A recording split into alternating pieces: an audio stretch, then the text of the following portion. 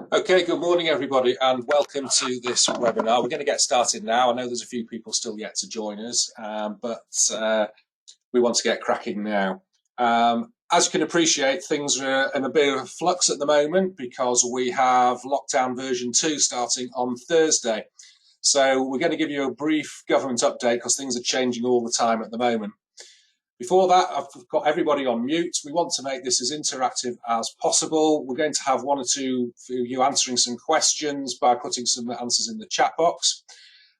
This is the 6th in our series of 7 webinars on success in the changing landscape, and this today is going to be on value and pricing. If you've missed any of the other sessions, they all are up on YouTube. So if you go to our YouTube channel and search for Harts Limited, with limited spelt in full, then you'll be able to catch up on anything that you've missed, or if you want to go over anything, you're not sure about anything, all the webinars are up on there. And this webinar is also being recorded and will appear on our YouTube channel later today. We also have the use of the chat box. If you've got any questions, I know one or two of you have already put some in there. The chat box is on the speech bubble on the top right hand corner of your screen. Please feel free to chuck in some questions in there. And if you want to unmute yourself later on when we have our question and answer session, please feel free to do so. We all need to learn from everybody else on these sessions, and it's all about us using whatever means we can to help us beat this recession that we're currently in. So moving swiftly on, we have to read out our disclaimer. As usual, the following presentation is provided or produced for general guidance only, and professional advice should always be sought before any transaction is undertaken. Individual circumstances can vary, and therefore no responsibility can be accepted by Harts Limited or any of their affiliates for any action taken or any decision made to refrain from action by attendees of this presentation. This is a summary of the 7 webinars that or the 6 that we've done so far, or the 5 that we've actually done, 1 today, and we've got 1 more to come. The first one on strategy and planning is on also on YouTube, along with all the others. I can't emphasize enough the need for businesses to have some sort of strategy to help them get through this recession which we're currently in. It is vitally important that you do have one. And we've had a number of clients who have spent just over half a day with us, and they come out with their strategy for the next 3 to 5 years for their business. We also plan a route of how to get there. And without exception, I think they've all found it extremely valuable. So if you want to have a strategy session, please feel free to drop me a line, pick up the phone, and we can book you in. We've also, if you remember, we've done one on cash management, marketing. We've given you some ideas. Lots of stuff is simple and straightforward, but it just needs reminding of as we're going along. The next session after today is on the 17th of November, where we're hoping still to have at least 3 business owners who will talk about how they've managed to get through the recession and how they are managing the lockdown and what they are doing to change the nature of the way they operate the business and how they've actually been successful in some cases during the lockdown. So that should be an interesting discussion session, and that's in a couple of weeks' time. So as we go into lockdown 2.0, there are a number of updates which we need to give you, which we always said we would do prior to all of the webinars. The first one is basically on the job support scheme. Well, what was the job support scheme has now been postponed because, as you're aware, coronavirus job retention scheme finished on the 31st of October, and then it was supposed to be the job support scheme taking over. The job support scheme has now been postponed, and we have an extended month of the coronavirus job retention scheme. The information is still coming out. We don't have detailed guidance as yet, but basically what's been confirmed so far is that the level of government support will return to the levels given in August. Basically, that means furloughed employees will receive 80% of their current salary for hours not worked up to a maximum of £2,500. Employers will be able to furlough employees full-time or part-time, but to be eligible for the grant, an employee must have been on an RTI submission made to HMRC before midnight on the 30th of October. Employers will only be asked to cover employer national insurance and pension contributions for the hours not worked. They will continue to pay for hours worked as normal, and employers can top up furloughed salary to previously contracted amounts if that's been agreed with their employees. As I say, there's a number of points still to be sorted out on this. We're waiting for the full guidance to come out. That's the extension on the coronavirus job retention scheme. As I say, it takes over from the job support scheme, which has been postponed for the time being. We've also got an update to the self-employed scheme as well. Now, if you remember, the government were only going to pay 40% of your average trading profits for the month of November. They've actually increased that to 80%, but that is just for the month of November. It goes back down to 40% thereafter. Again, we're still waiting for final details to come out on that, and we will keep you informed as always. You can either pick that up from our website or you'll be getting emails and updates and so on from us. There is also some more further lockdown support as well. So where you will be able to have further business grants depending on whether you've actually been asked to close for business reasons. So if you've had to close as a result of the new lockdown, then businesses required to close will be eligible for the following. If you've got a rateable value of 15,000 or under, you will be able to a grant for £1,334 per month or £667 for every 2 weeks. And for properties with a rateable value of between 15 and 51,000, the grant will be £2,000 per month. And for properties with a rateable value of over 51,000, grants will be for £3,000 a month or £1,500 for every 2 weeks. Again, devolved administrations will receive similar UK support. So basically, there are some further grants available for you there as well. There's also been some further information for you if you are working from home. The HMRC have relaxed the rules on this. Now, as from April 2020, you can claim £6 a week if you're working from home. So that's if your employer doesn't pay you that. So effectively, you can claim that £6 a week, which for a basic rate taxpayer is worth £62.50. Yippee. For a higher rate taxpayer, that's worth £125. We've had a number of clients who are looking to claim this, but may just donate that to charity. If your employer pays you this amount, then effectively it becomes a tax-free amount. If your employer doesn't pay you, you have to claim this amount from HMRC as a claim against your income. Presumably, you'll have a notice of code adjustment to account for it. So those are the main points which have come out from the lockdown, which is happening day after tomorrow. But as I say, these rules are changing all the time, and hopefully we will see some changes and some updates and some further guidance coming out over the next few days, and we'll keep you informed of that. So, value and pricing, that's what the topic is for this morning. What we're going to actually cover is look at factors affecting price. We're going to look at adding value. We're going to look at strategic pricing and pricing psychology. And we're going to have a look at getting paid quicker as well. So there are a number of matters that need to be considered when you're pricing your products, obviously. And it depends whether you're a service industry or whether you are a manufacturing industry. We're going to concentrate and have a look at service industries for now for this particular bit. But a lot of the principles do apply whether you're a manufacturing operation or whether you are a service industry. So I want to just go through a quick example for you. And then I want to see some responses into the chat box. So for instance, imagine you needed a solicitor to help you solve a problem with a supplier that has caused you a loss of £20,000. After asking around, you find 3 firms of solicitors that might be able to help you.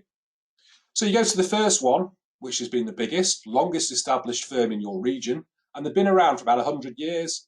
You describe the problem to them. They tell you that they specialise in this type of work, which they would do.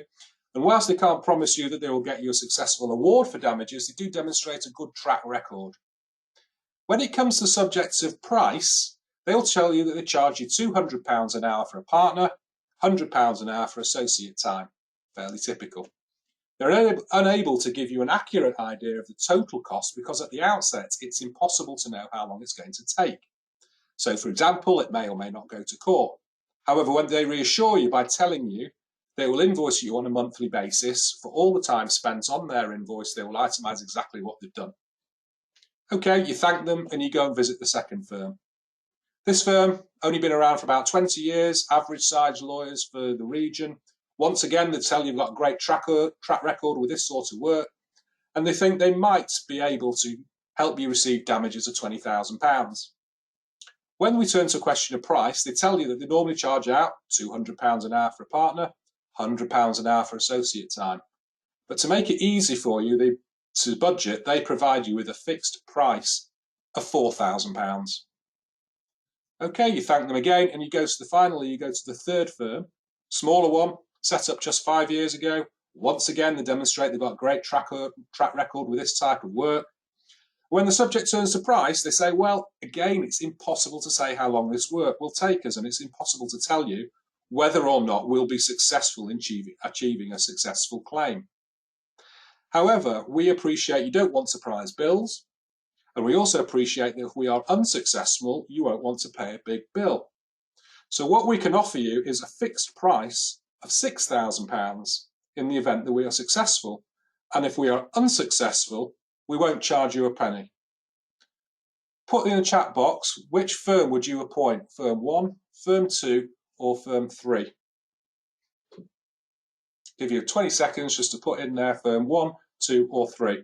First firm, again, we don't know how long it's going to take. We're not sure what bills it's going to come to. The second firm, they're going to charge you a fixed price of £4,000. And the third firm, they're going to charge you a fixed price of £6,000, but in the event they lose, they won't charge you anything. So far, we've got 18 people on this call. I've got one response. Can we have a few more responses, please?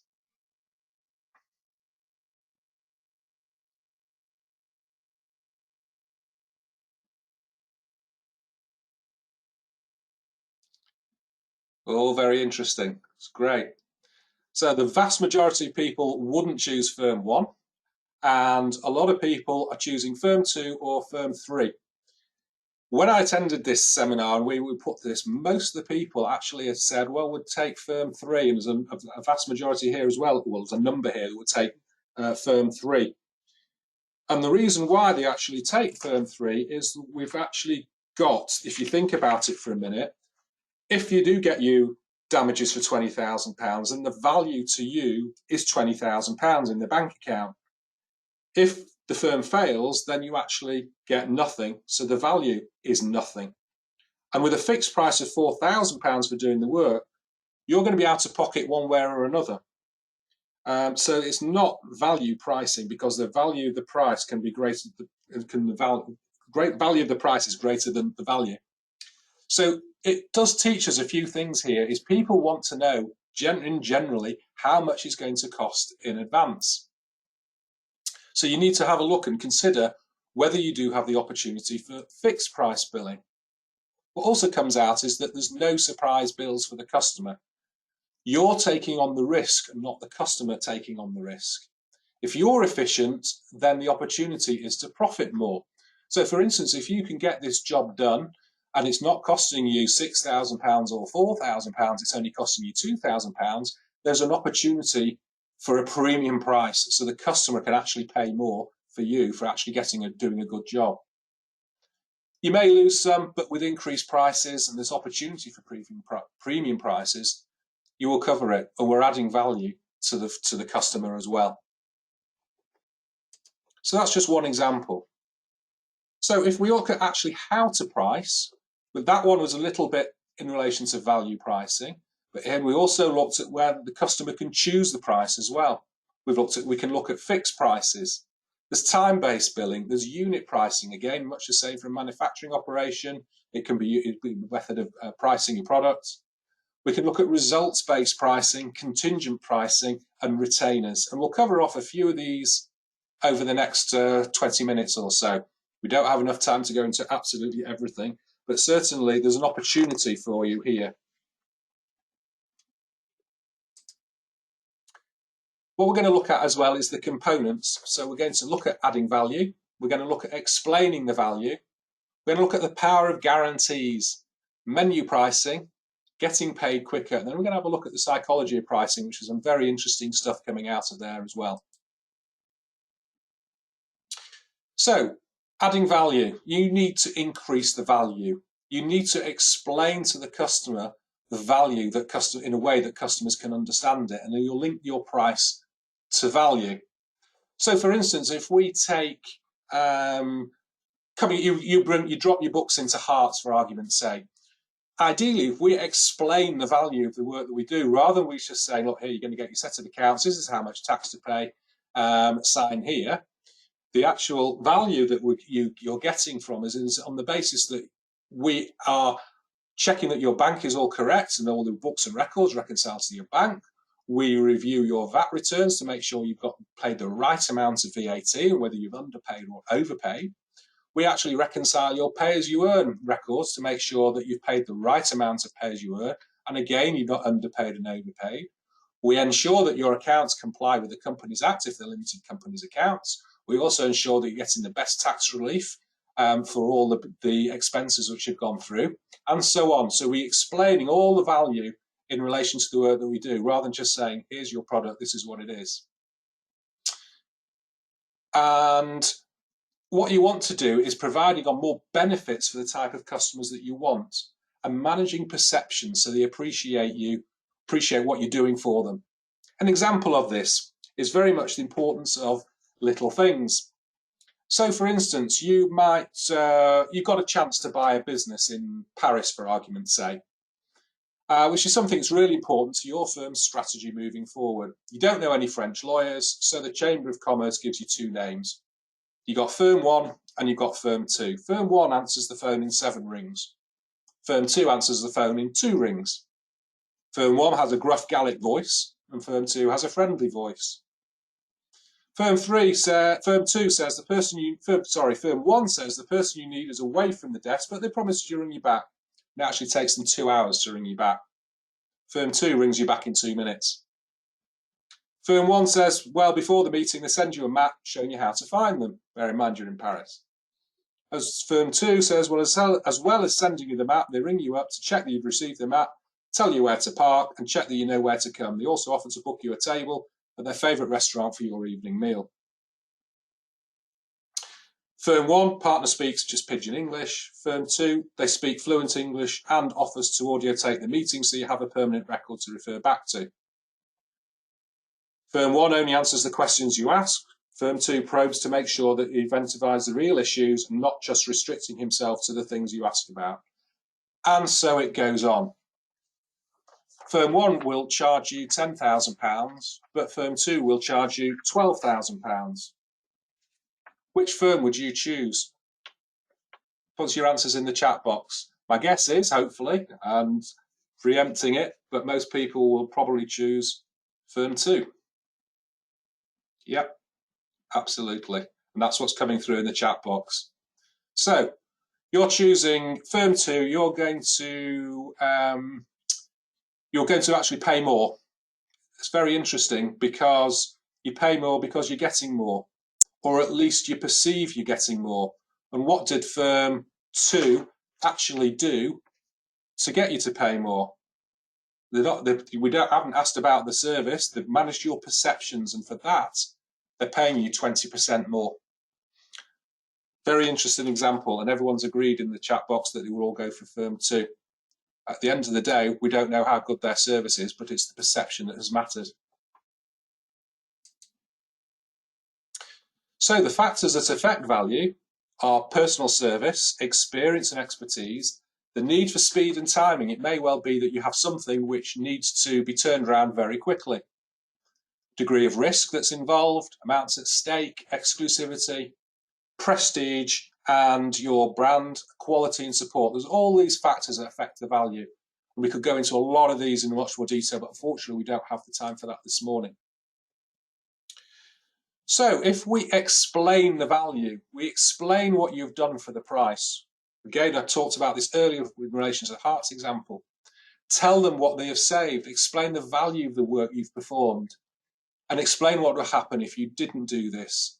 So if we go back to the Harts example, if we didn't do this, then potentially you might get a VAT visit and they'll find all sorts of things if you've done your own VAT. If you run your own payroll, they might find unders and overs, they might find benefits which have not gone through, the accounts might not be in the right format, etc., etc., etc. So it's explaining that value, that this is what we're actually doing. Another great example of this, and this goes back a long way, but it's well worth having a look at.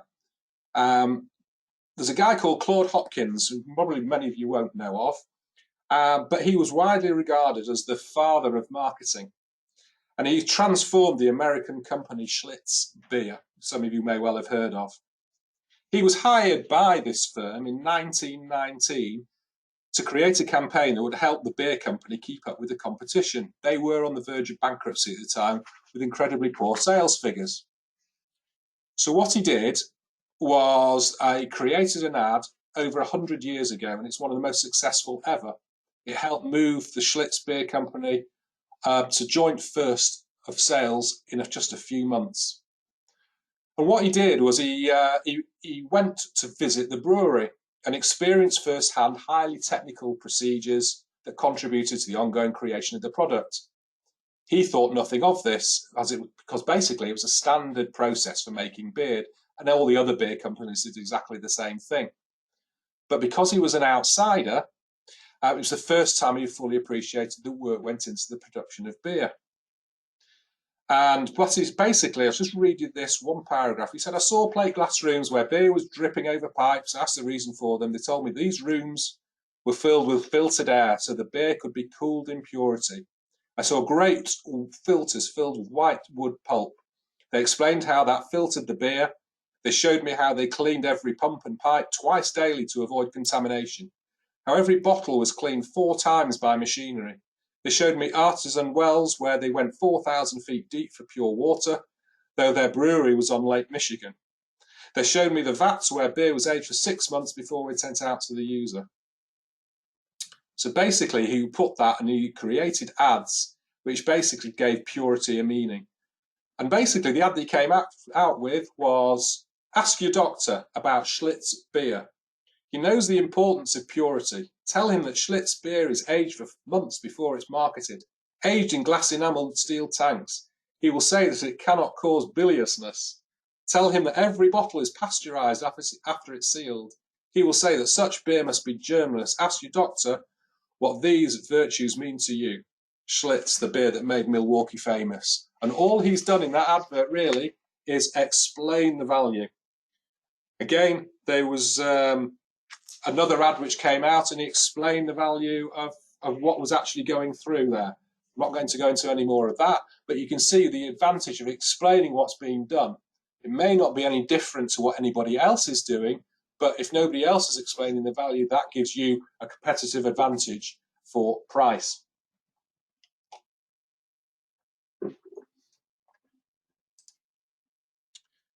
What I'd like to move on to now is the power of guarantees.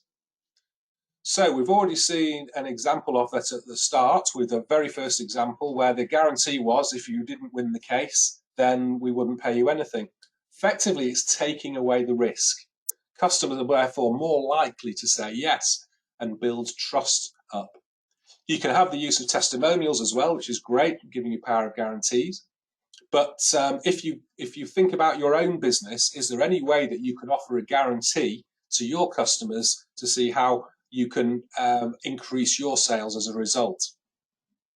So if we look at John Lewis example, their motto is never knowingly undersold. I understand they're getting rid of that fairly soon, but that's because on their price, they know that they're going to be the most competitive or the cheapest for that particular product.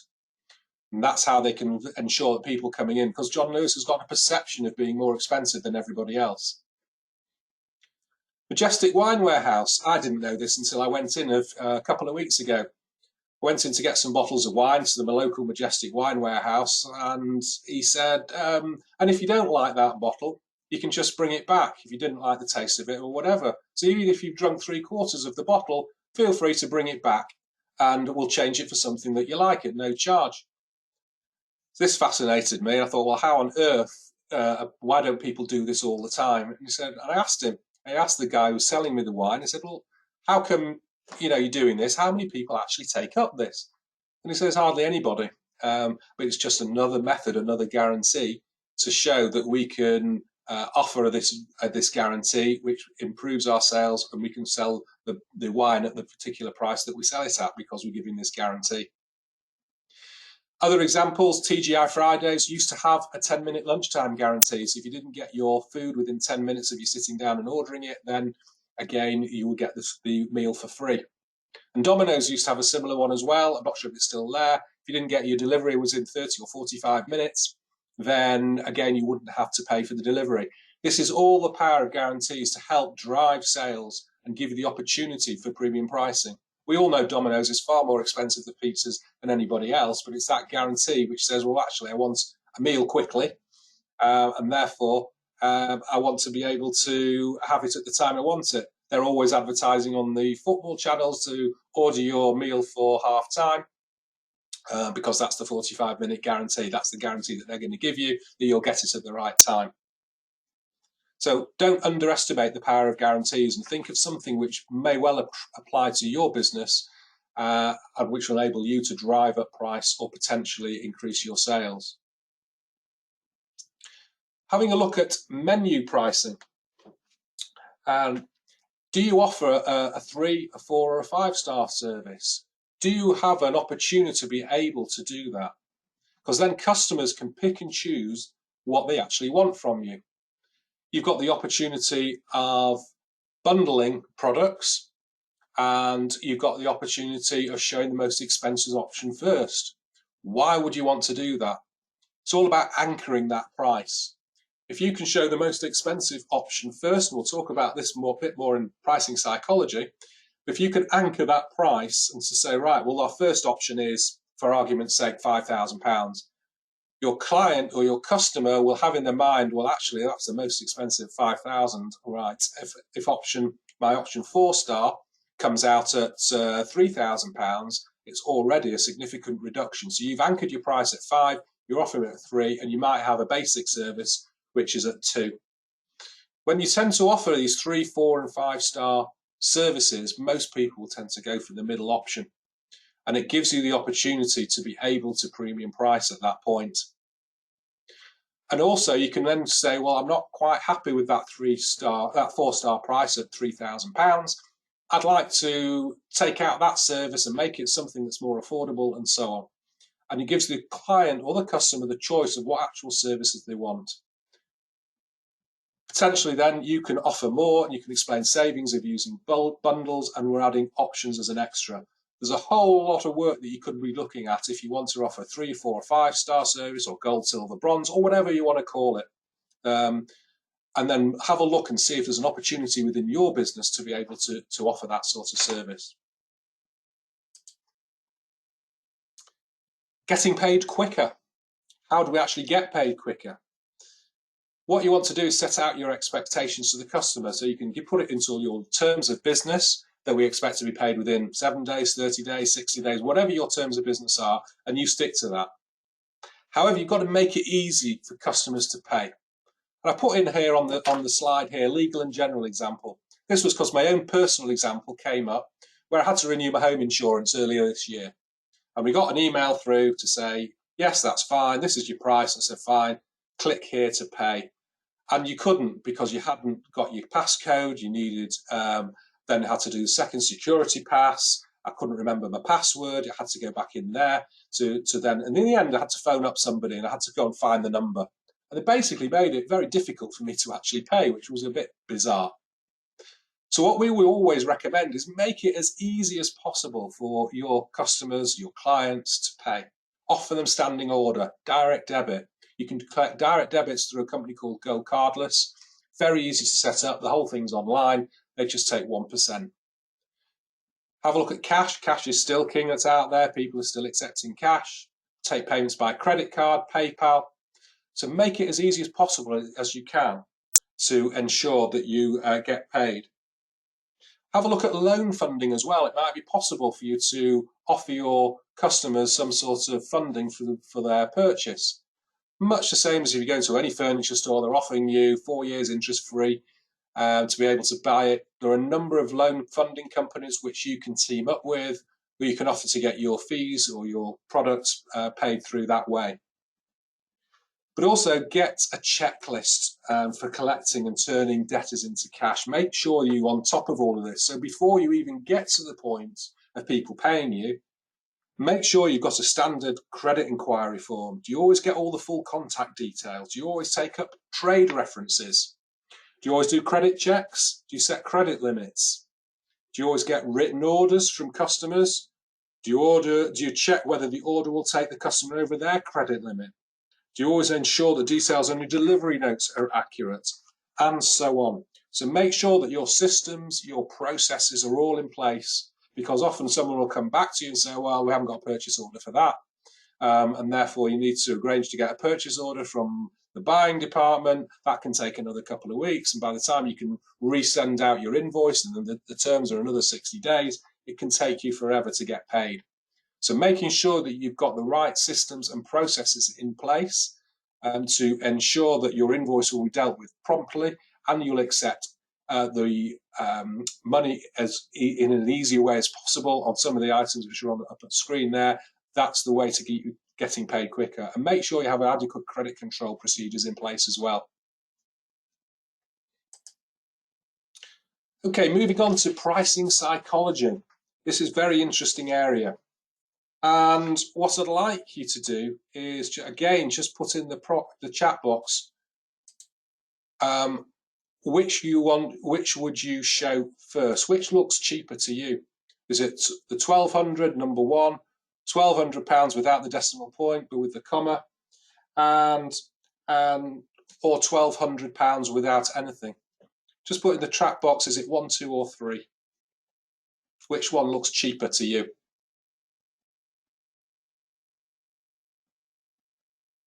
Not got any responses so far. Let's see. Which one's cheaper? £1,200, £1,200 without the decimal points, or £1,200 just as it is? No one's responding. Okay. It has been proved scientifically that actually this figure here, the third one, the £1,200, without the decimal points, without the comma, and in a smaller font, actually looks cheaper. But in fact, they're all identical, but scientifically proven, that's been proven to be the cheaper one. So put your price out in a way that's actually going to encourage people to think it is cheaper. So when you're actually pricing something, just put the basics in there. Again, show the most expensive first, because again, we talked about anchoring your price. So you can argue to say, well, you might anchor your price against something else as well. It may well be that, for instance, we know our registered office service is £126 a year plus VAT, but did you know that mailbox, etc., charge around £400 plus VAT? So we're anchoring our price by saying £400 is in relation to that. Some people are saying they can't see the screens. You should be able to see the slides on pricing psychology. Don't see why you shouldn't be seeing. We're sharing our screen with you.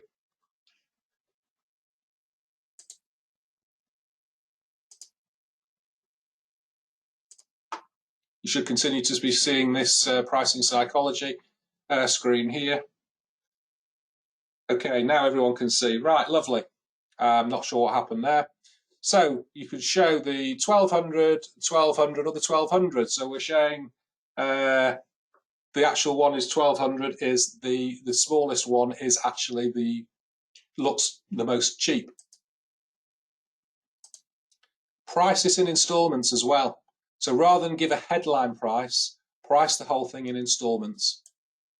Use words relating to small magnitudes as well. So for instance, for just this small amount. Add visual contrast and display in small fonts as well, and end it in a 9 or a 7. So if, for instance, we take the above, we can lay it out for a small investment of just £99 a month. And you might ask to say, well, why have we put that in red? Well, actually, it's been proven that men think that pricing in red makes it look cheaper. Very strange, but that's one of those things that actually comes out. So if you're selling mainly to men, then put your prices in red, and it makes a massive difference. So if we go through all these pricing psychology notes, then you can say that you show the most expensive first, you price this in installments, use words relating to small magnitudes as well, and you just anchor your price against something that's big. Never put the headline price in there. So in essence, that's where we do. We just touched on a load of things in there, and I hope that's given you food for thought this morning. If you've got a number of questions, I'm just sorry that some of the slides you can't see, but I'll make sure those slides go up on YouTube so you'll be able to have a look at those. It seems like we had a slight technical glitch there and they didn't come up at the beginning. But I'll make sure those are all up there, or we'll send the slides out to everybody who's been on this webinar this morning. Again, if you've got any questions so far, anything that you want to ask, anything that you want to run through on this, please put it in the chat box or unmute yourself and just shout out. That shouldn't be a problem. Any questions that anybody wants to ask? Nothing so far. What we'll do is we have our next webinar is on the 17th of November. It's the interactive discussion group, as I've mentioned, and we will be getting some guest speakers on there as well. We're having it more of a group discussion, so please feel free to join in at any particular time. Future webinars, we've got one planned for the end of this month on Brexit and what it means for you. And we are going to see what we can glean so far from all the legislation that's out there, both from a business point of view and from a personal point of view as well. And Chris Bentley is going to be joining me on that webinar, and we'll send out details for that shortly. We're also going to have further one on pensions and investments. And of course, we're going to update you on government support as and when that all happens and as and when that all comes out. As again, we're waiting for the further guidance to come. And as soon as that does, you will get emails. If you're not getting the emails from us, please let me know and we can sort that out. So, anybody got any questions on anything they want to ask, please feel free to unmute yourself or chuck something in the chat box and we can go through all of that. As I say, I'll make sure that you all get copies of the slides. I'm not sure what happened there, but we'll send those slides out and the recording will go up onto YouTube. If anybody wants to ask anything at all, please feel free to do so. If anybody wants to book in for a strategy session, again, please drop me a call or drop me an email and we can get you booked in. If there are no further questions at this time, I've got nothing coming through into the chat box and no one else has actually come through with anything, I shall leave you to enjoy the rest of your day and the rest of your week. Thank you for joining us on this 6th in our series of 7 webinars. Next one in a couple of weeks. I look forward to seeing you then. Thank you very much.